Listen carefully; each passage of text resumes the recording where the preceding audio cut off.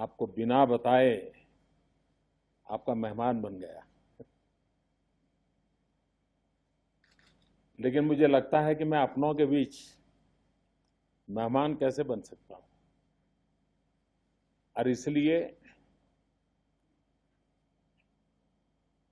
मेरी इच्छा थी कि बिना बताए ही आपके बीच आ जाऊं।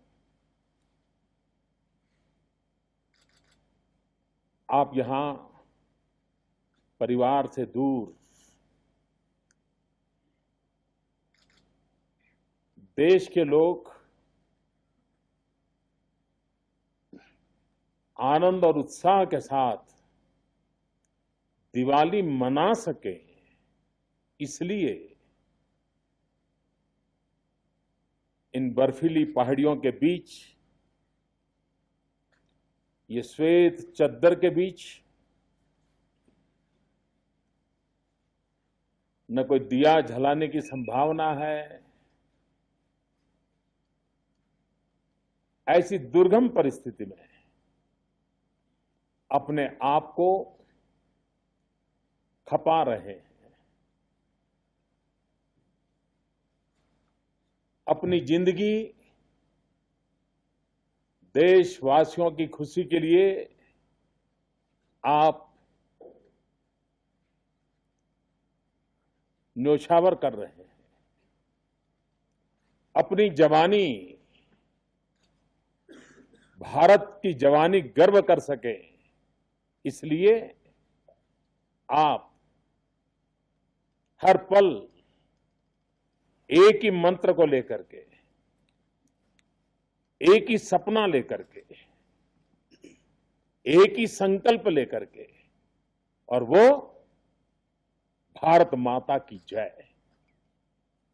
यही आपकी प्रेरणा, यही आपकी जिंदगी। मैं समझता हूं सब देशवासियों के लिए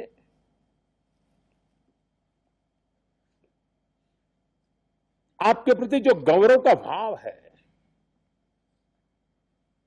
उसका मूल कारण हर पल, हर परिस्थिति में देश के लिए जीना, देश के लिए मरना, ये आपका जीवन संदेश रहा है। और इसलिए थल सेना हो, वायुसेना हो, नौसेना हो, देश के जवानों के प्रति सारा देश गर्व की अनुभूति करता है। दुनिया का एक दुर्गम से दुर्गम क्षेत्र है जहां भारत की सेना के जवान तैनात है। विश्व में कहीं पर भी इतनी कठिनाइयों वाला क्षेत्र नहीं है। विश्व में कहीं पर भी -30, -40 डिग्री टेम्परेचर में मातृभूमि की रक्षा के लिए अपने आप को तैनात रखने का सौभाग्य विश्व में किसी को नहीं मिला है, और आपने इसे उजागर करके दिखाया है। मैं विशेष रूप से आया हूं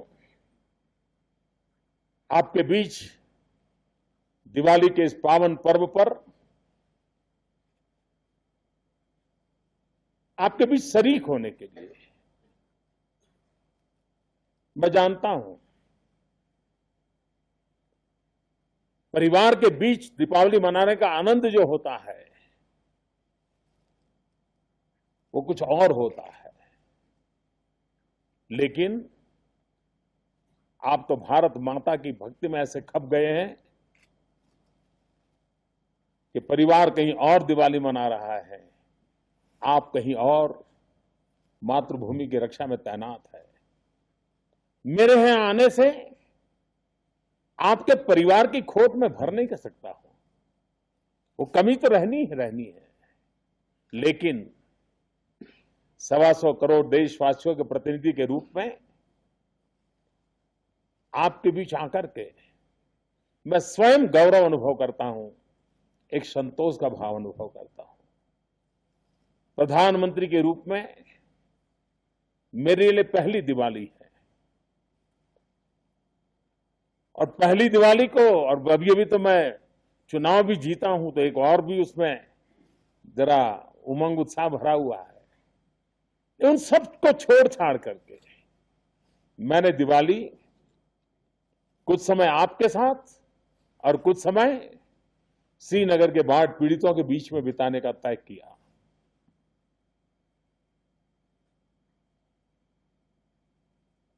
अभी जब श्रीनगर में बाढ़ आई, जिस प्रकार से हमारे सेना के जवानों ने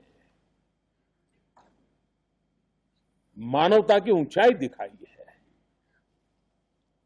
हमारे कुछ जवानों को अपना जीवन देना पड़ा उनकी जिंदगी बचाने के लिए। और यही तो सबसे बड़ी मिसाल है जो हमारे जवानों ने दिखाई है। आज भारत चैन से सोता है क्योंकि आप दिन रात जगते हैं। वो सुख शांति की जिंदगी जीता है क्योंकि आप कष्ट झेलते हैं। और भाइयों बहनों, अब तो सेना में भले कम मात्रा में, लेकिन महिलाओं ने भी अपना शौर्य, अपना सामर्थ्य दिखाने का प्रारंभ किया है। हमें गौरव प्रदान करता है। सेना के जवानों के बीच आकर के मैं गर्व महसूस करता हूं। आप कल्पना कर सकते हैं कि सियाचिन में, इन बर्फीली पहाड़ियों में कितने हमारे नौजवान